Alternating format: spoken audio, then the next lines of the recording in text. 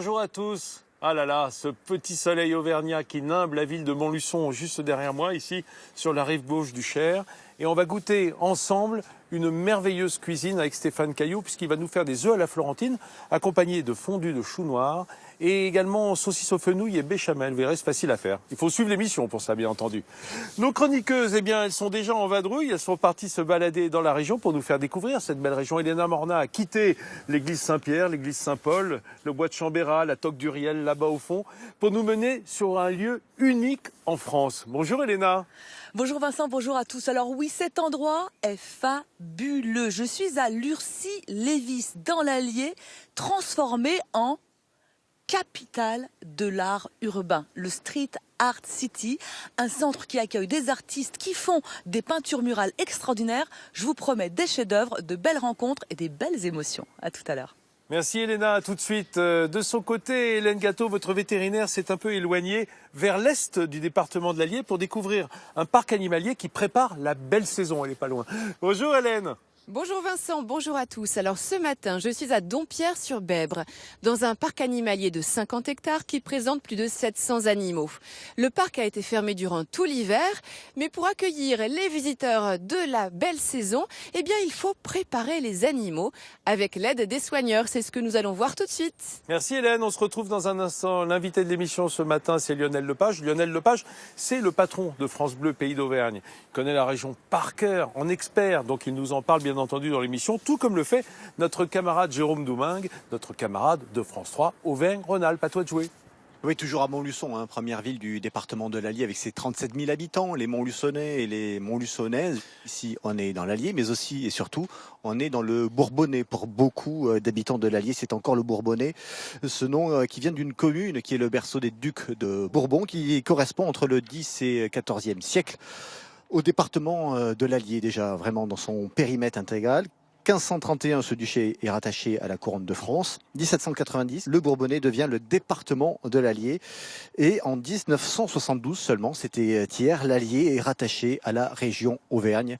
Alors Vincent, vous voyez bien qu'encore une fois, ici, si vous devez partir et que vous devez revenir, tous ces gens qui sont autour de nous, ce sont des Bourbonnais. Ne dites pas que ce sont des aliénés ni des Auvergnats, ce sont des Bourbonnais. Bonjour les Bourbonnais. Les Montluçonnais, ça va? Le chef Stéphane Caillou, bonjour Stéphane. Bonjour. Comment ça va? Très bien. Bourbonnais? Oui. Oh là! De naissance. Ouh, j'ai eu peur, à un moment donné. Moi aussi, je me sens bourbonnais quand je suis ici à Montluçon.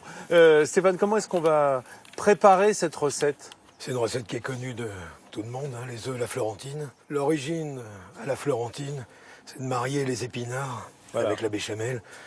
Et après, on la connaît bien évidemment avec les œufs durs, mais ça peut être avec du poisson, avec de la viande. Donc on a poussé le vice un petit peu plus loin, c'est-à-dire on va utiliser à la place des épinards le chou noir de Toscane, puisque Florence est en Toscane, donc on va essayer de pousser un petit peu le vice. Et on va utiliser aussi une chair à saucisse qu'on va parfumer avec des graines de fenouil torréfiées. Et la béchamel qu'on va agrémenter de taleggio, qui est un fromage italien aussi, très crémeux et très fruité.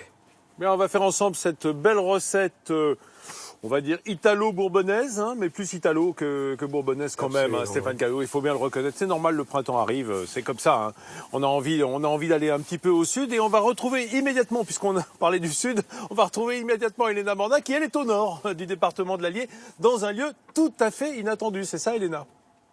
Effectivement, Vincent, c'est à la fois un lieu et un projet absolument extraordinaire. Je suis ici à Lurcy-Lévis, en pleine campagne dans l'Allier. C'est la capitale de l'art urbain. Ici, c'est le centre Street Art City que l'on doit à un couple un peu foufou. Je vais leur poser la question.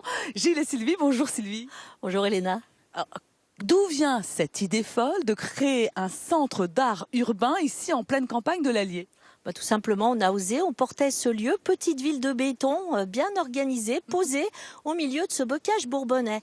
Et quoi faire dans ce lieu un peu mort? Tout le monde disait que c'était mort, que c'était mort, que c'était mort. Et moi j'ai dit on va le ressusciter. Et qu'est-ce qu'on va y faire? Eh bien, le 22 janvier 2015, l'information à 5h05, l'après-midi, m'est tombée vraiment du ciel. De l'art urbain, je ne sais pas comment ça s'appelle, du tag, etc. Ce qu'on voit sous les périphes en ville, ça ici. C'est ce que vous avez fait. Donc l'idée, elle est arrivée en 2015, à 5h05, dans la tête de Sylvie. Et puis en 2016, vous ouvrez aux artistes. Comment vous les sélectionnez? Ils arrivent par le biais de bouche à oreille. Vraiment, c'est très intimiste 2016.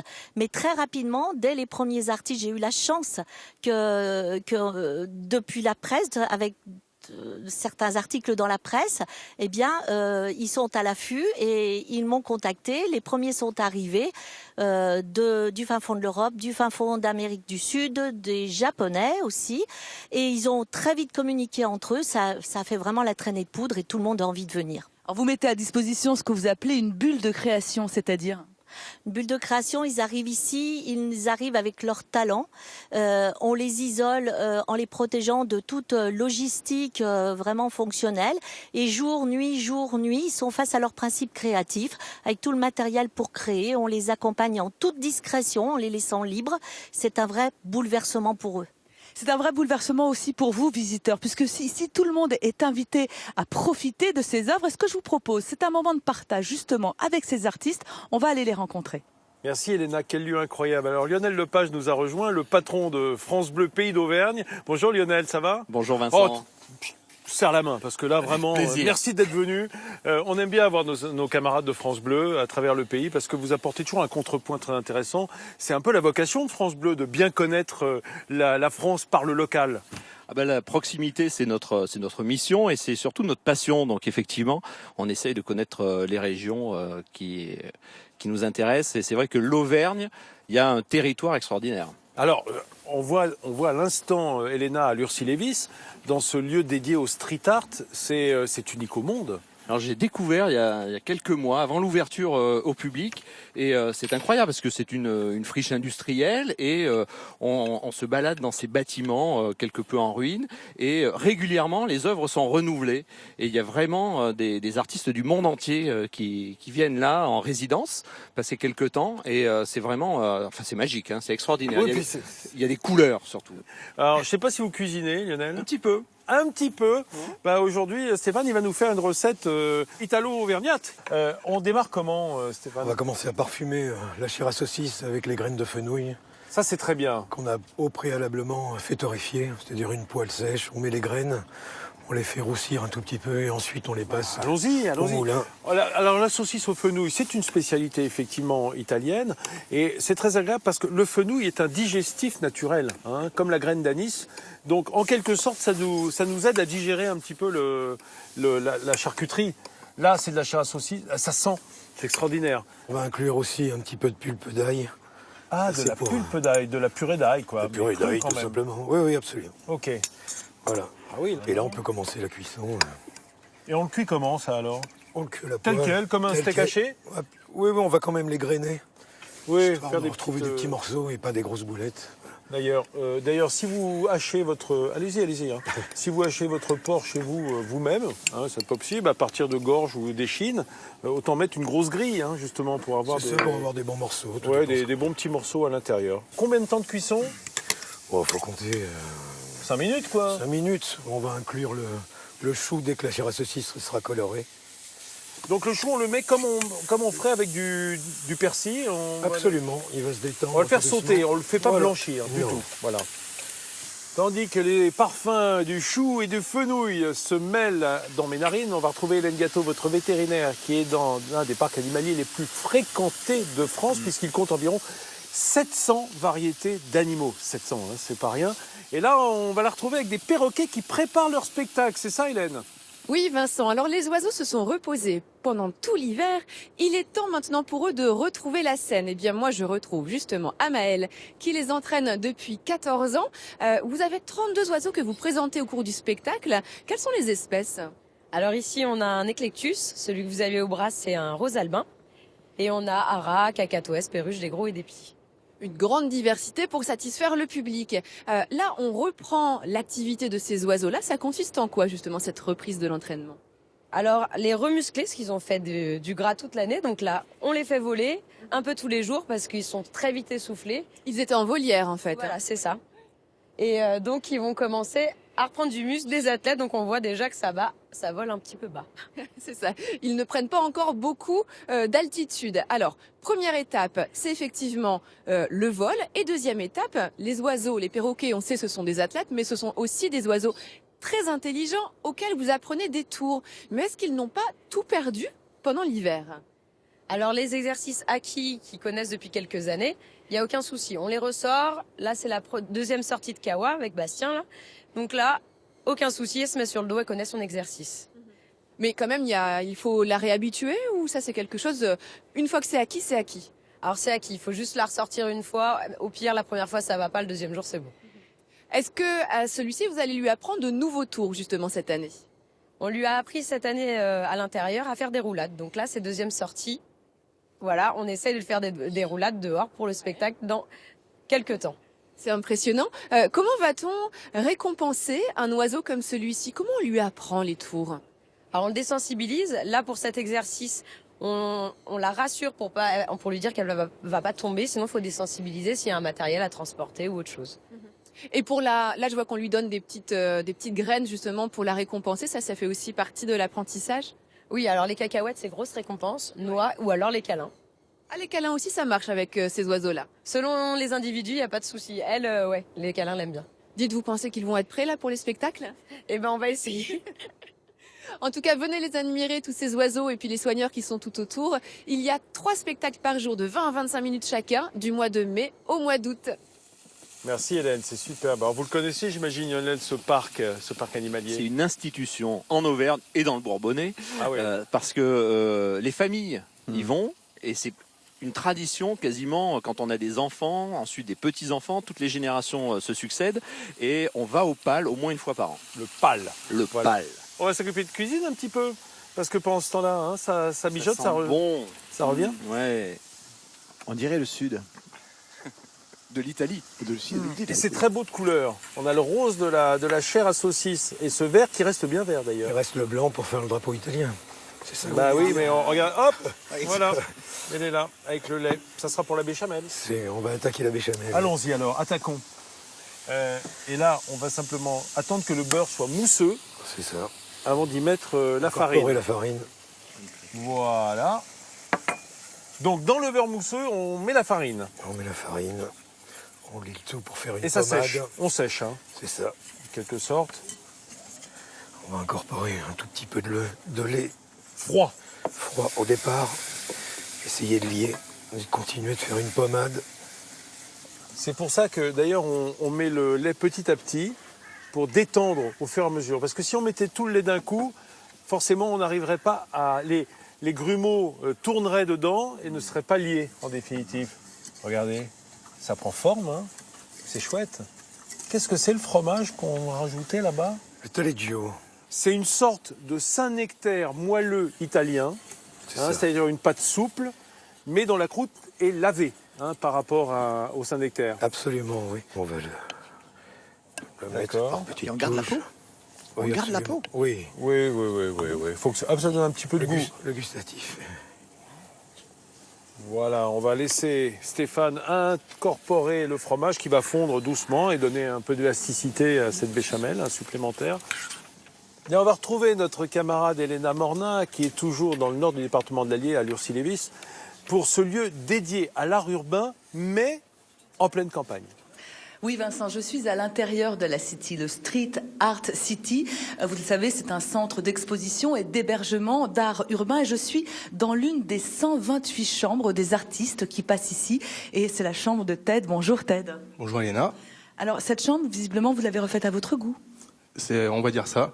L'idée, c'était de parler de la catharsis dans cette chambre. Et du coup, c'était une manière de parler de l'enfance difficile, de la façon dont on pouvait rebondir, et voilà. Il y a aussi que les gens s'imprègnent de ce message-là, quoi. Des messages, des regards qui nous sondent, comme l'est celui que vous avez peint à l'extérieur. Il s'agit de l'enfant marteau. Cette œuvre, on ne peut pas passer devant sans être remué, et vous vous en rendez bien compte. Ben, merci, c'est gentil. Oui, l'idée, effectivement, c'était de parler du travail des enfants en première lecture. Et en seconde lecture, je trouve que cet enfant a quelque chose de déterminé, presque révolutionnaire. Et c'est une étincelle. Une étincelle qu'on partage. Alors, cette chambre, vous l'avez refaite à votre goût. Peut-être que quelqu'un d'autre va y revenir et la refaire à son goût. Est-ce que l'art urbain, c'est forcément éphémère ? Je dirais oui et non, dans le sens où la peinture, ça vit, ça vivra peut-être après nous, mais en tout cas, après moi le déluge. Ou pas. Alors, ce qu'il y a aussi, c'est qu'on a beaucoup connu le graffiti, l'art urbain comme étant quelque chose de transgressif, interdit de peindre sur les murs. Il y en a même qui ont fait de la prison pour ça. Est-ce qu'aujourd'hui, le fait qu'on vous propose ces murs, est-ce que c'est frustrant ou inspirant ? Ah, c'est inspirant, clairement. Je dirais que le graffiti en mode violent, vandale, urbain, dans son sens noir, c'est quelque chose de l'ordre de la jeunesse. Et là, le graffiti, pour moi, c'est un nouveau souffle. Il est en train de vivre son adolescence. Donc on arrive bientôt à la maturité. On a encore un peu de temps. Vous avez beaucoup grandi alors ici ? Ah, ça, énormément. En tous les cas, vous avez fait la peinture la plus grande que vous n'ayez jamais faite. Juste, Ted, si j'ai envie de vous avoir un peu à la maison, si j'ai envie de capter vos regards à la maison, est-ce que je peux vous inviter à peindre un de mes murs ? Il n'y a qu'à faire ça. Il n'y a qu'à faire ça, ou vous, venir partager les émotions que proposent les artistes ici, puisque c'est aussi un centre d'exposition, et ils sont tous là pour vous expliquer et pour vous rencontrer. Formidable, Elena. Merci beaucoup. Alors, moi, je connaissais Lurcy Lévis pour un circuit pour avoir des copains qui ont fait de la moto sur le circuit de Lurcy Lévis. Mais il y a également un château à l'abandon dont tu voulais nous parler, Jérôme. Je l'ai découvert en même temps que vous, quasiment. En préparant cette émission, je me suis rendu compte qu'il y avait effectivement, à côté du Street Art City, il y a ce château qui a des faux airs du château de Fontainebleau, dont on connaît peut-être un peu plus les contours aujourd'hui. Ouais. C'est un château du XVIIe siècle, assez majestueux, assez somptueux, assez versaillais, quelque part, à bien des égards. En tout cas, d'héritage en succession, ce que je peux vous dire, c'est que ce château a été laissé à l'abandon par ses propriétaires qui se sont succédés. Et depuis 10 ans, il est en proie au vandalisme et au pillage du sol au plafond. Voilà, un pillage en règle qui s'organise et une association vole à son secours, court à son chevet de ce chef-d'œuvre en péril. C'est l'association Adopte un château qui relève aujourd'hui le défi de redonner vie à ce château, à cette bâtisse moribonde. Et alors, pour tenter de lever les fonds, vous savez combien l'argent est un peu le nerf de la guerre, eh bien, une pétition circule, 60 000 signatures pour l'instant, histoire de faire bouger un peu les lignes, et puis de secouer le cocotier des élus, de la DRAC ou du conseil départemental, un peu en vain, hein, il faut avouer, même si le département s'est engagé à hauteur de 30% pour aider le propriétaire dans ses frais, uniquement pour le mettre hors de l'eau. Et donc, on l'a dit, hein, les toitures sont hors d'eau, les toitures sont éventrées, il faut juste le rendre étanche. Rien que ça, c'est une somme colossale. Et après, la question se pose, qu'est-ce qu'on va en faire ? Qu'est-ce qu'on va en faire pour qu'il retrouve un peu de couleur et de lumière, ce château tombé dans l'oubli. Voilà. L'histoire un peu triste du château de Lurcy Lévis. Oui, il y a, faut le dire, ici, énormément de châteaux. 570 châteaux. Dans le département. Uniquement dans le département, qui en fait le deuxième département français, après la Dordogne, en matière de châteaux. On le doit évidemment au duc de Bourbon. Mais c'est aussi des châteaux qui marquent ce paysage. C'est aussi notre œuvre de service public que de relater effectivement tous ces beaux sites, d'en parler, de les montrer et d'aider à la rénovation, à la préservation de notre patrimoine et notamment architectural qui est si riche en France, vous le savez, vous nous le dites. Vous qui c'est un livre d'histoire à ciel ouvert. Merci Jérôme. Chef, on a démarré les œufs pochés. Oui. Oui. Alors, un œuf poché, qui dit œuf poché dit œuf très frais. Oui. Parce qu'il faut que ça soit gélatineux. Et plus un œuf attend, plus le blanc d'œuf perd de son gélatineux. C'est l'albumine, oui, qui fait. Regardez ça. Donc une eau frémissante, citronnée ou vinaigrée. Un œuf poché, c'est 2 minutes, 2 minutes et demie. Oui. Un très bel œuf poché. Voilà.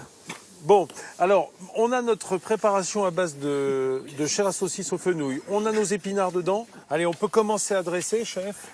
Donc on va prendre... Moi, je trouve qu'il fait faim, là. Donc, dessous, on met le... D'accord. Voilà, on va commencer à dresser. En fait, ce sont des œufs pas vraiment à la Florentine, puisque la Florentine serait aux épinards. Là, c'est le chou qui prend la place des épinards. C'est ça. C'est de la verdure. On met 2 œufs par personne. On va mettre 2 œufs. C'est copieux. Oui. Regarde la consistance de cette béchamel. Parce que, voilà, ça a donné beaucoup d'onctuosité, le fromage dedans. On le voit, ça fait presque des fils. Ça lie complètement.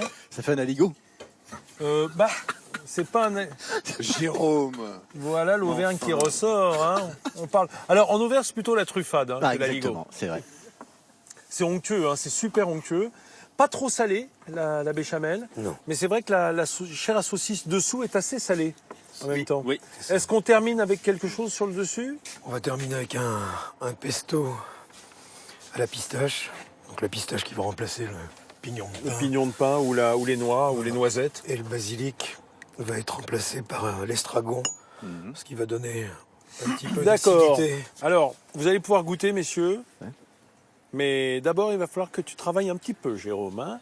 Il faut que tu Ça nous tombe fasses mal. découvrir d'abord une ferme pédagogique. Et si tu le fais bien, tu auras le droit à ton œuf poché. La ferme pédagogique peut-être de Guillaume Pobot, Ah à oui, bien quelques sûr. encablures d'ici.